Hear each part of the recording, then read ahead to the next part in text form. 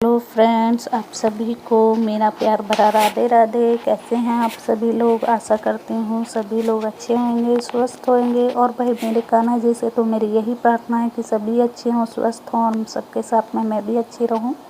तो आज है वट सावित्री का व्रत और मैंने अपने घर पर ही कुछ इस तरीके से वट वृक्ष बना करके की है पूजा।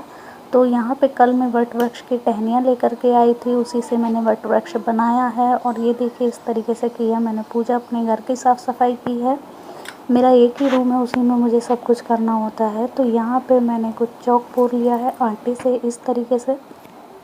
और मेरे पास कोई भी खाली गमला नहीं था, तो जो लोटा होता है कलश जिससे हम जल चढ़ाते हैं, मैंने वही यहाँ पे ले लिया है।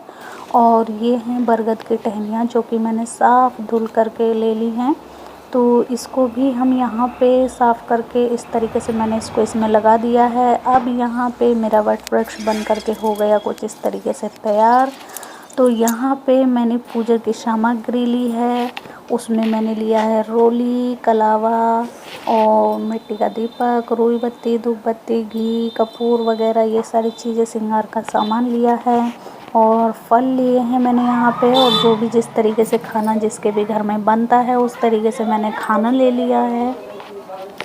तो उन सारी चीज़ों को लेने के बाद में मैंने यहाँ पे गंगा जल से सब कुछ पवित्र कर दिया था। और फिर मैंने जल अर्पित किया है वट वृक्ष में। जल चढ़ा लेने के बाद में जो रोली ली है हमने, उस रोली से 5 या 7 पत्तों पर हम इस तरीके से तिलक करेंगे। तो मैंने यहाँ पे तिलक कर दिया है। और तिलक कर लेने के बाद में मैंने पुष्प जो होते हैं मैंने पुष्प चढ़ाए हैं। और भाई बीच बीच में भगवान से क्षमा प्रार्थना भी कर रही थी। ऐसा होता है ना कि हम जैसे साल में एक बार ये पूजा आती है तो कुछ चीज़ें भूल जाते हैं, छोटी मोटी चीज़ें हमें नहीं याद रहती हैं, कोई भी भूल चूक हो जाती है किसी भी पूजा पाठ में। तो प्रभु से क्षमा प्रार्थना भी कर रही थी, प्रभु जो भी गलती हो जाए उसे क्षमा कर देना। और ये पूजा मैं जैसे भी भाव से श्रद्धा से जैसे भी कर रही हूँ उसे स्वीकार कर लेना। तो मैंने यहाँ पे पुष्प चढ़ा लेने के बाद में पुष्प चढ़ाए हैं मैंने भगवान से प्रार्थना करके। इस तरीके से पुष्प चढ़ाने के बाद में मैंने जो धूप बत्ती ली है, दीप पहले से जला हुआ है मेरा, धूप बत्ती धूप दीप ले लेंगे। उस तरीके से मैंने यहाँ पे पूजा की है। और फिर जो कपूर होता है मैंने कपूर लिया है। और एक और लेते हैं गाय के गोबर का जो उपला आता है, उपला ही बोलते हैं उसको, मेरे यहाँ अलग अलग तरीके की भाषा भी बोलते हैं लेकिन कहीं कहीं पे, लेकिन गाय के गोबर का जो उपला होता है वो ले लेते हैं। उससे क्या करते हैं, अग्यारी जो जैसे हम जो भी खाना बनाते हैं तो उसको 5 या 7 आहुति इस तरीके से हम देते हैं।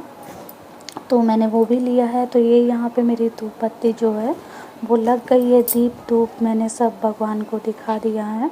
उसके बाद में जो कपूर हमने लिया था वो कपूर में ये गाय के गोबर का जो उपला रखा हुआ है उस पे मैं ये कपूर जला लूँगी। और कपूर जला लेने के बाद में तो ये देखिए मेरा कपूर इस तरीके से जल गया है। कपूर जलाने के बाद में जो हमने यहाँ पे बरगदे बनाए थे, बरगदे बनाना बहुत ज़्यादा ज़रूरी होता है। बाकी तो किसी के घर में खाली खीर बन जाती है, लेकिन ये होते हैं बरगदे जो कि आटा मीठा करके बनाया जाता है। मीठा पानी से आटा गूँध लिया जाता है और उसकी छोटी छोटी गोलियां बना करके हम फ्राई कर लेते हैं घी में, तेल में, उस तरीके से। तो वही बरगदे बोले जाते हैं। तो ये बरगदे मैंने 11 ले लिए हैं। 5, 7, 9, 11 इस तरीके से ले सकते हैं। तो मैंने यहाँ पे 11 बरगदे लिए हैं। तो ये मैंने वट वृक्ष में चढ़ा दिए हैं। और ये हैं गुलगुला, मेरे यहाँ इसको बोलते हैं, बाकी पूड़ा पुआ इस तरीके से काफ़ी अलग तरीके की भाषाओं में भी अलग जगह बोलते हैं इसको। तो मेरे यहाँ तो गुलगुला बोलते हैं। तो मैंने वो भी लेके यहाँ पे चढ़ा दिए हैं। और जो खीर पूड़ी बनाते हैं ना, वो भगवान त्रिदेव के नाम से 5 या 7 आहुति इस तरीके से देते हैं गाय के गोबर पे जो हमने कपूर जलाया है। तो मैं यहाँ पे वही कर रही हूँ। 5 या 7 मैंने 5 आहुति दी हैं। तो ऐसे 5 या 7 इस तरीके से दे सकते हैं मतलब। तो मैंने यहाँ पे 5 आहुति दी हैं। तो ये इस तरीके से मेरी आहुति हो गई हैं। अब उसके बाद में फल रह गए थे, मैंने फल चढ़ा दिए हैं। उसके बाद में जो श्रृंगार का सामान था मैंने वो भी चढ़ा दिया है।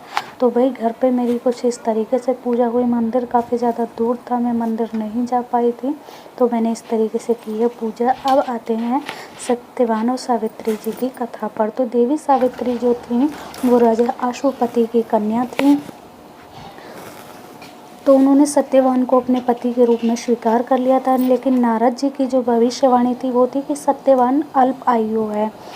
तो सावित्री को उसमें बहुत ज़्यादा मतलब वो सोचती रहती थी इसी विषय में। तो जैसे जैसे सत्यवान की मृत्यु का समय निकट आता जाता था, वो सत्यवान के साथ में ही रहती थी सावित्री।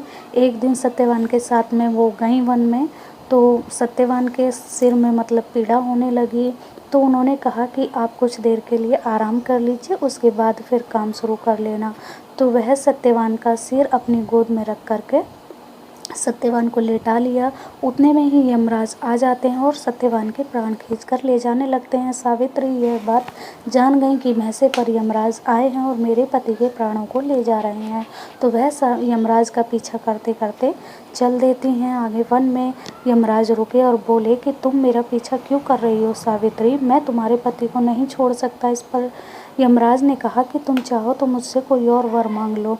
तो सावित्री ने कहा कि हे प्रभु, मेरे पिता के कोई पुत्र नहीं है, उनको पुत्र हो जाए। यमराज ने तथास्तु कह दिया। उसके बाद भी सावित्री उनके पीछे चली जा रही थी।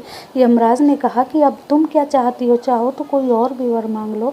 तो उन्होंने कहा कि मेरे सास ससुर अंधे हैं, वो देख नहीं सकते, वो अपने राज्य को अपनी आँखों से देखने लगे। तो फिर यमराज ने कहा कि तथास्तु ऐसा ही होगा, लेकिन फिर भी सावित्री उनके पीछे चली जा रही थी।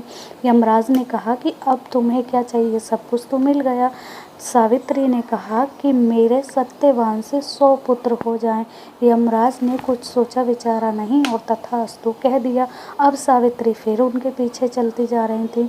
तो इस पर यमराज कहने लगे कि तुम मेरे पीछे अभी क्यों आ रही हो।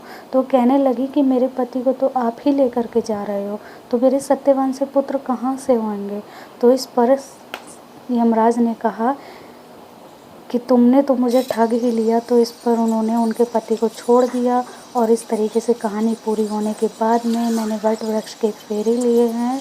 ये 5, 11, 9 इस तरीके से ले सकते हैं फेरे। फेरे लेने के बाद में पूजा मेरी संपन्न हो गई है।